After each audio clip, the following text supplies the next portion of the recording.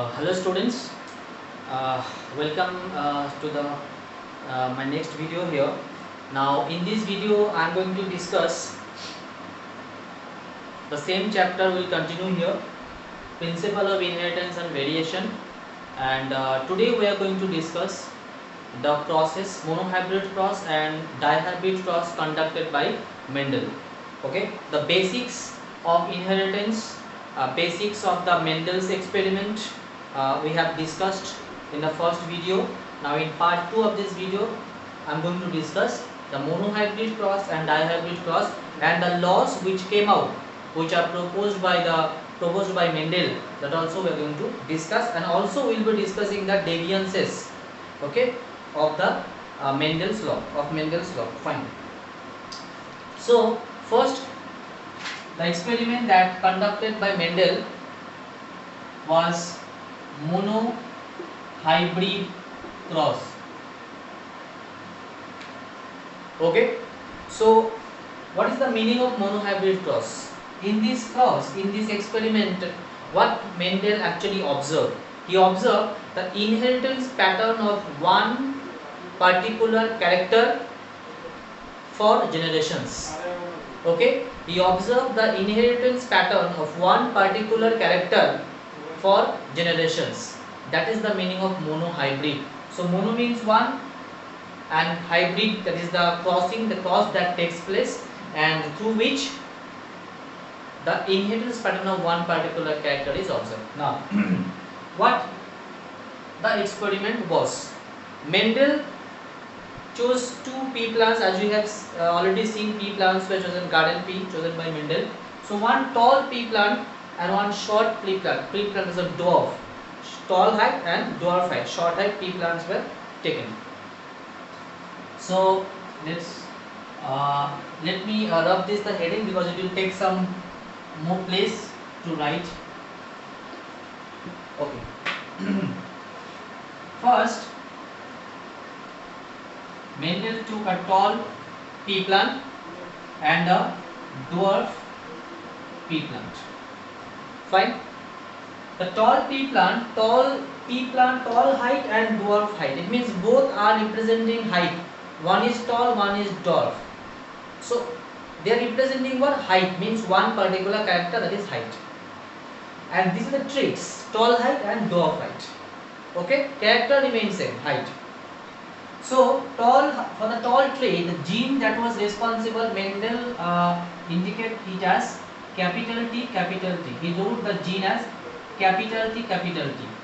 The allele combination in the gene. So this is the gene with two alleles, capital T, which are responsible for tall trait.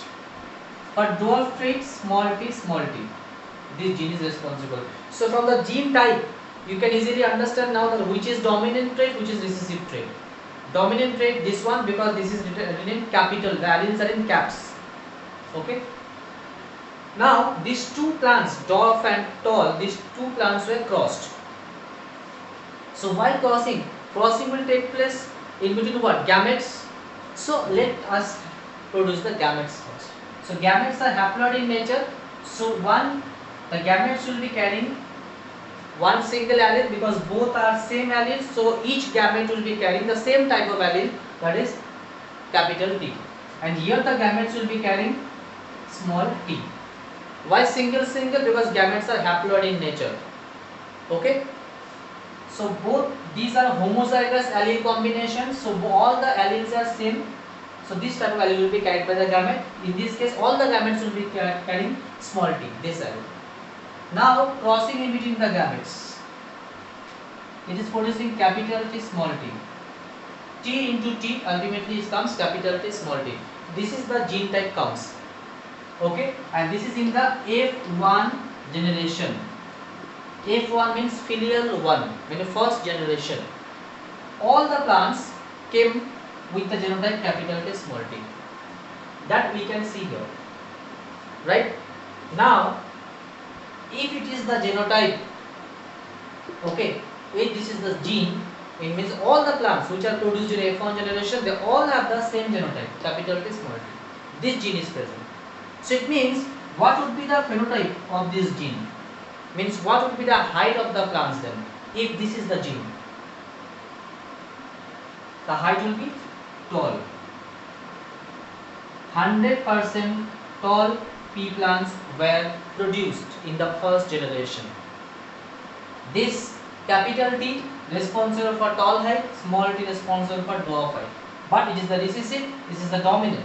So the dominant will dominate the recessive one, weak one. So tall, all the plants will be tall in first generation, 100%.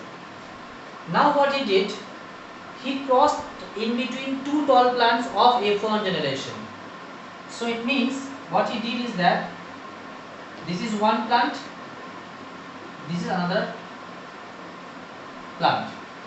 Okay, two tall plants were taken and it is crossed. Okay, what is found here? Now after crossing this, now before crossing what we did? We need to produce what? Gametes. Right? So here also we have to produce gametes. So if this is the gene, what type of gametes will be produced? Two types of gamete will be produced. One type of gamete will be carrying capital T, another type of gamete will be carrying small t. Because in heterozygous allele combination, two different alleles are there. It was all the gametes will be carrying same because both the alleles are same. Homozygous allele combination.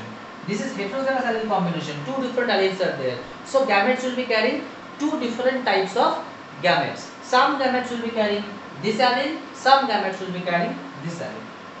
Same in case of this also. Some gametes will be carrying this allele and some gametes will be carrying this allele. Okay, so these are the gametes produced. Now crossing will take place in between these gametes. So how to do this? So I am just doing in this gap. Okay. So let us make a box. Okay, which is called Punnett square. It is called Punnett square. Okay. So these two gametes I am writing here. And these two gametes I am writing here. Okay. Now see, capital T, these are two capital T small t, these two capital T small t, these two capital T, sorry, small t small t. Okay. So this is the result of F2, generation F2. Okay. This cross I am doing here. Understood? So F2 generation, this cross comes. So this is the result comes. These are the four different types of plants were produced.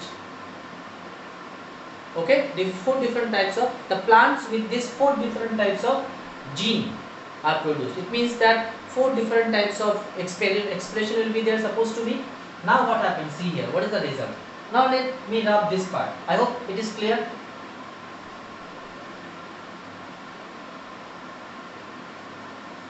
Now see, now we have to find out what is the phenotype ratio. Phenotype ratio. Okay. Now see, phenotype ratio means what? The character which is expressed, which is visible. Means out of all these plants, what we can see, how many are tall, how many are short. This is what phenotypic expression.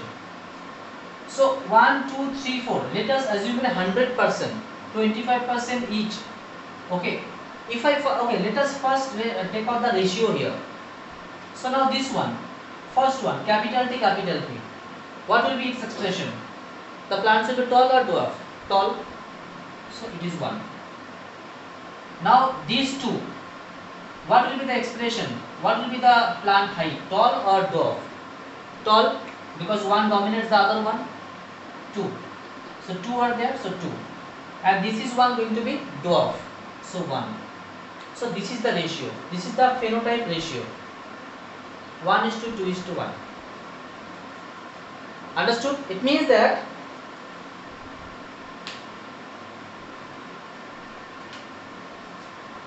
these three are the tall. This is only the dwarf here. Now if I take it as 100%, it means that 3:2, it means that we can say that I'm just sorry, there is a mistake I did. This will be the genotype ratio. Okay, I am sorry for this. This is the genotype ratio. Okay, 1:2:1. I am explaining this. Just wait for 2 minutes. Now let me see the phenotype ratio.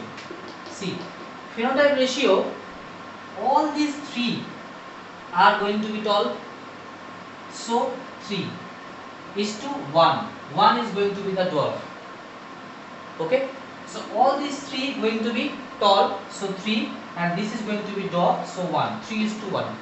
This is the phenotype ratio. Okay, now this was the genotype ratio, 1:2:1. If I look into the gene types particularly, okay, then you will understand this. See, if I look at this gene, capital T, capital T, okay, so this combination of allele, this type of gene is only one in the box. Can you see any other capital T combination? No, this is the only one. So that is why 1 comes here. Now capital T small t combination, this type of gene, this genotype is in two places. So 2, and this is the only one combination, small t, so 1. 1:2:1. This is the genotype. Okay, in the beginning I just did little mistake, okay. So I hope you understood this. So phenotype ratio, the character which is expressed, tall or short. So whatever the plants are produced, 75% are the tall and 25% are the dwarf. Okay, so we can write here tall 75% and dwarf 25%. So 75-25 ratio, it comes 3:1. Okay, so this is what Mendel's monohybrid cross. Now look at this. What happened in the first generation? In the first generation, what we see in the first generation, let us see. We have seen 100% tall. What was the genotype? Capital T, small t. 100% tall. In second generation, we see here that 75% tall and 25% dwarf. It means in the first generation there were no dwarf plants. Parent generation, one of the parent was dwarf. This parent dwarf height. First generation no dwarf. Second generation we see 25% dwarf. Okay. One more observation. In the parent generation we see tall one. First generation 100% tall. Second generation 75% tall. It means there is something that is inheriting, that is transferring from generation after generation without any change. Why without any change? That is why only it is expressing the same trait again and again without any change. There is something that is transferring, that is inheriting from generation to generation without any without any change. Okay, so that's something Mendel referred as factor. That's something Mendel referred as factor. Okay, the term factor used by Mendel. Now we know this factor as gene. Okay, Mendel didn't know this term gene. He used the term factor. So this is the factor that is transferring from parent generation to first generation to second generation, generation after generation without any change. That is why we see the expression of same trait again and again. Okay, that factor is nothing but gene. Clear? Now see the tall trait which is expressed in all the generation. Okay, majority of the plants and generations were tall. First generation parent was tall. Second generation 100% tall.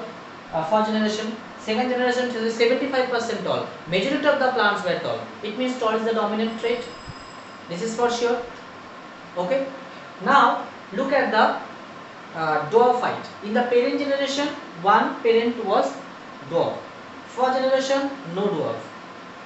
Second generation, 25% dwarf, minority.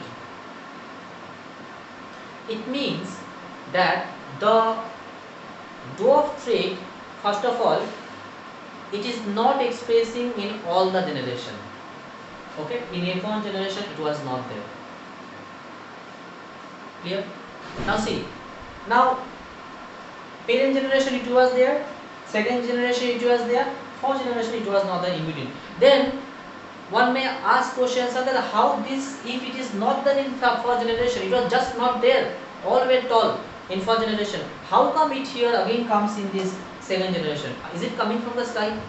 No, it's not coming from the sky.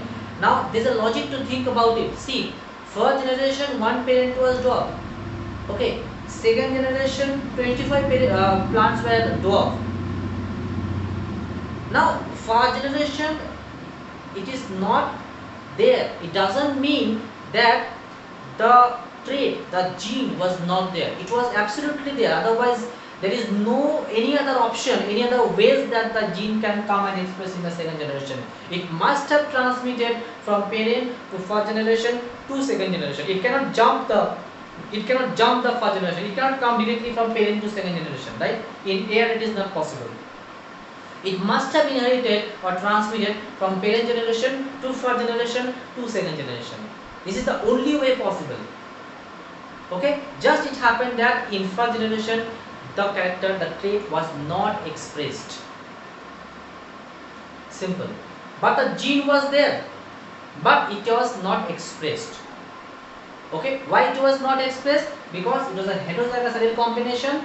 Dominant allele dominates the recessive one. The small t was responsible for dwarf, but then that was dominated by capital T, another allele. That is why 100% tall T. It was not expressed. It could not express.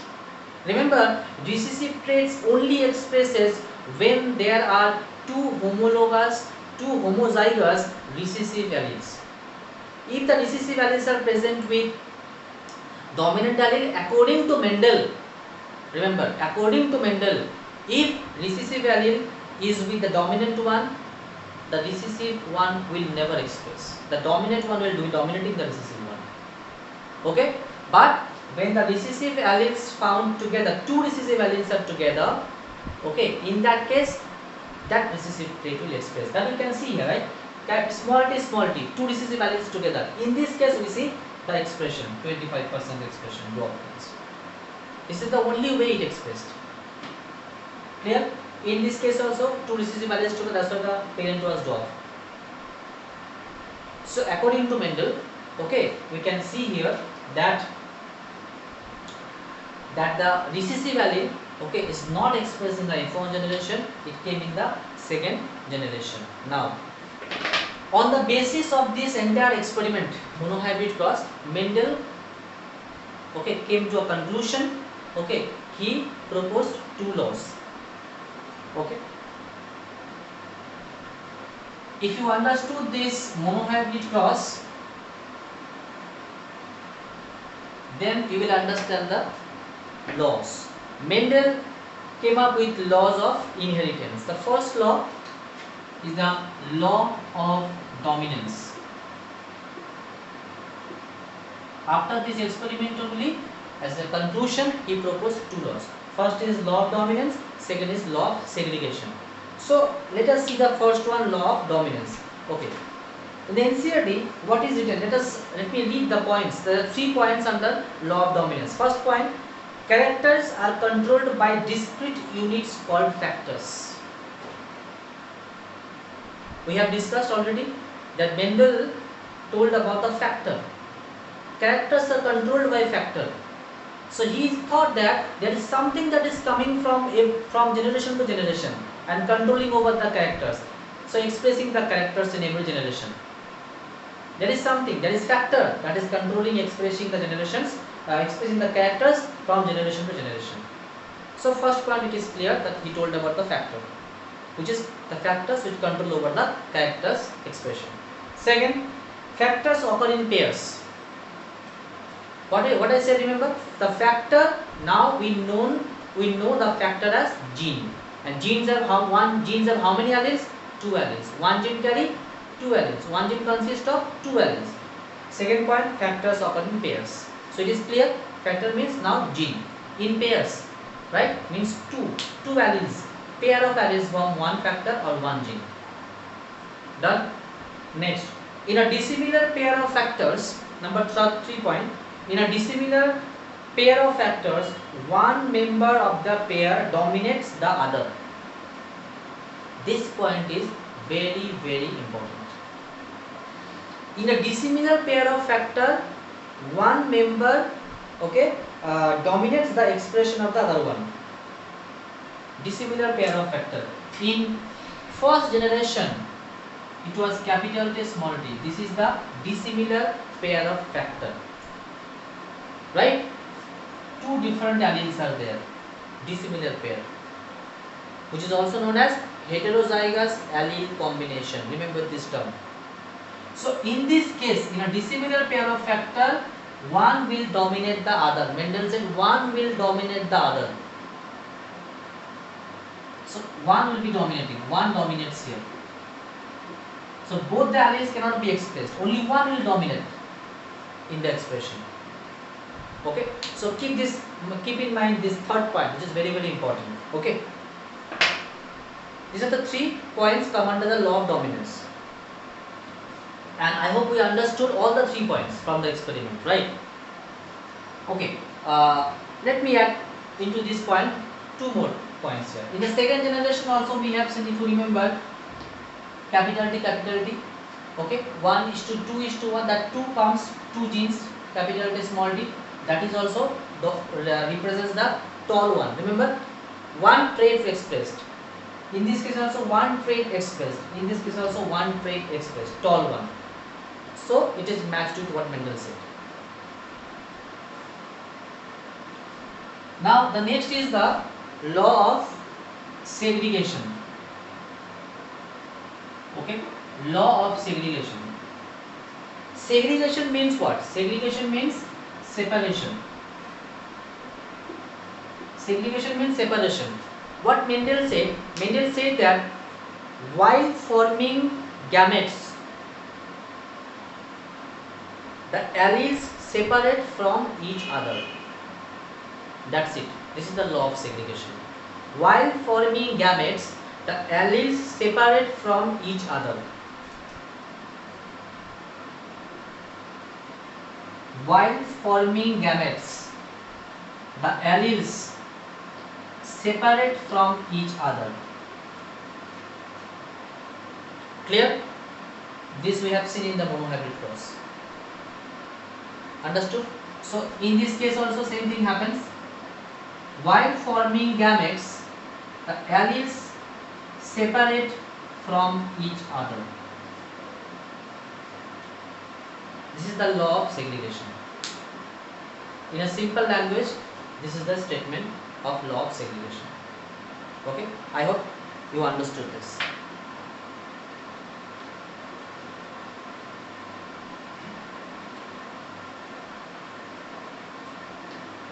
Okay, now the next is that before going into the dihybrid cross, okay, we have to see 2 more experiments that is related to the monohybrid cross. See, later on, after Mendel conducted these experiments and all, the same experiments were conducted again and again, and then later on it has been found that the results are not matching what Mendel said. Okay, so those are the actually experiments, okay, shows deviations from Mendel's law. Okay, these laws, the experiments which differ from what Mendel said. So let us see the first one. We will see here first incomplete dominance.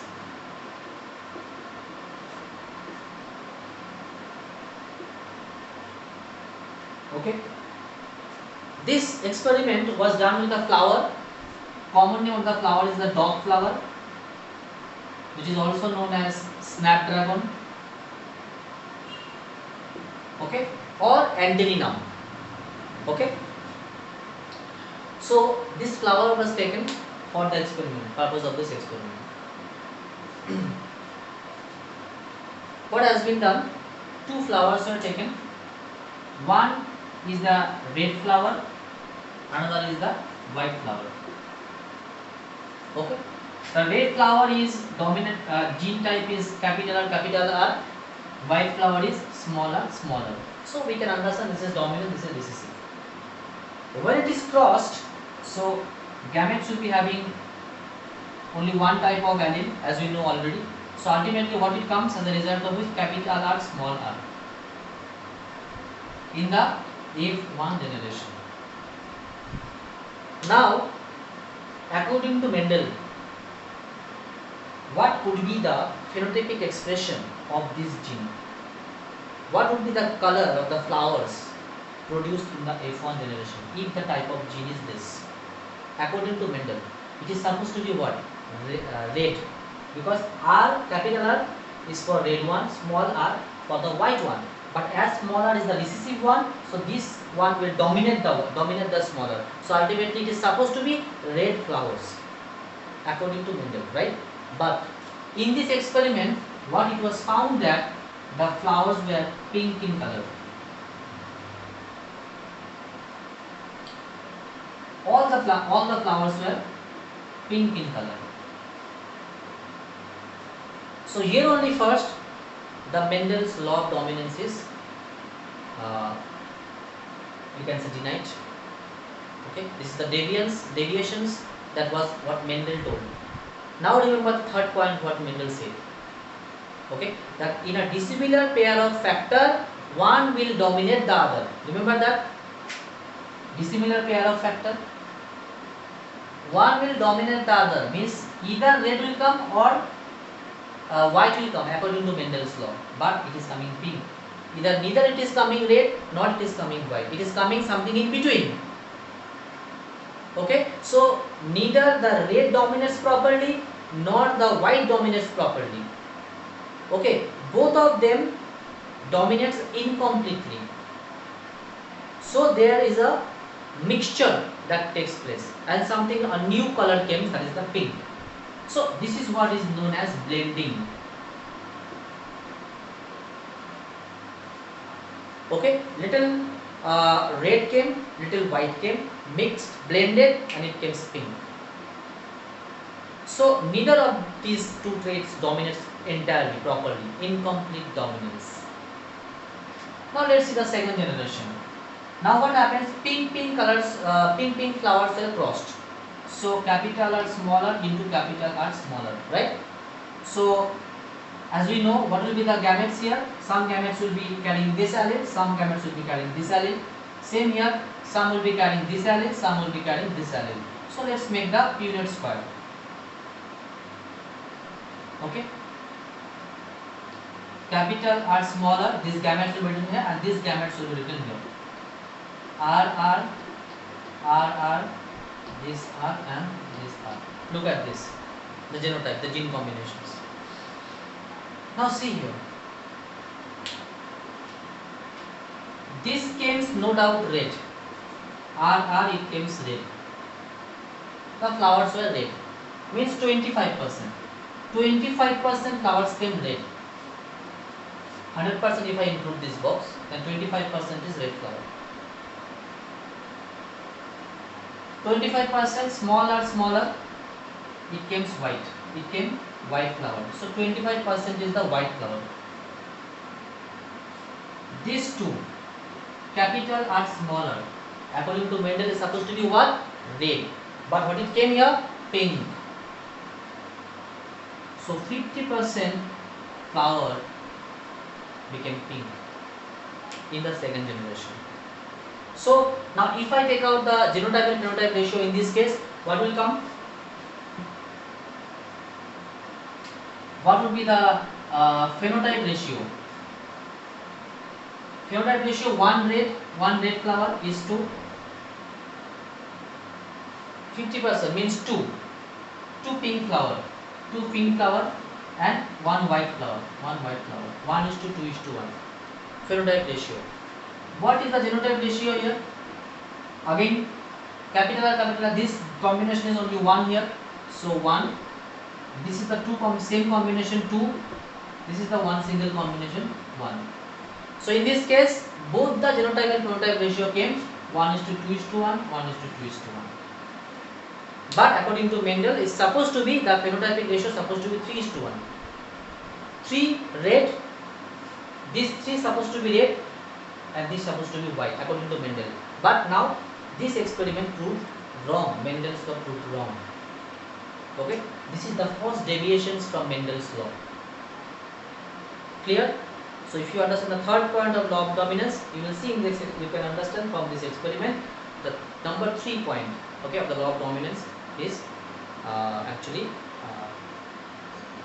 deviates here in this experiment. It shows different result. This is the first experiment of deviations from Mendel's law. Okay, I hope you understood this.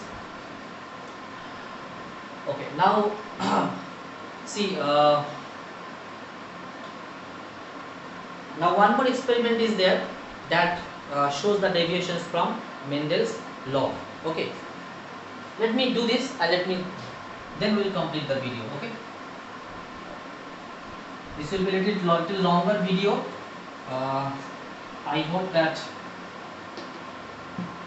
you will understand this. Okay, that is the codominance. Okay, codominance. Okay, let's do one thing. Okay, because uploading of too much long video, it takes time. So let's do one thing. Let's not do the codominance in this video. Let me upload this video. Okay, then in the next video I will do the codominance one and law of the next one, the dihabet cause. The next video I will do. Okay, otherwise it will be a heavy file to upload. So I hope you understood whatever we have discussed today. Note down on your own whatever you understood from here. Okay, and for any problem I am there. Okay, thank you so much for watching the video.